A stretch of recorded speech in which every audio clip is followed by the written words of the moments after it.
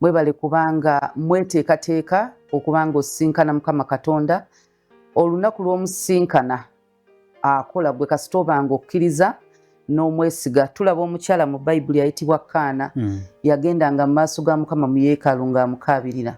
Lwakya lumu ate nadda n'amugamba nze oli omukyala yajjanga wano mu maaso go ne nkusaba n'onziramu essaala yange ng'amuwadde omwana gwe bayita Samwiri. So olunaku olwo bw'ogenda mu maaso ga Mukama olindira bulindiriza ekyamagero yaba agenda kikola oba essaala yo aba agenda giddamu. Ate era n'ekyokuyiga ekirimu nti bw'amala okukukolera julira abalala basobole okuba nga nabo bamwesiga. Obujulizi buno butuzimba tuwangula Sitaani mu ngeri nti amatiza abantu nti Katonda takola.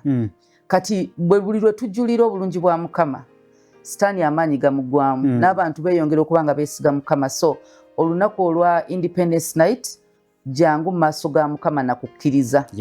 Teri kyeyeetaaga okuba nga kkolera. Tolina kyogenda mu abeere nga kkolera. Tolina kyoyinza kumugamba nti oba kaŋŋambe mu kutya kubanga abamu tugenda mu maaso nga tutya. Toli kyoyinza kukola n'ogamba nno kino tajja kukola. Nedda, gwe jangu kasita obanga okkiriza Mukama agenda kukolera.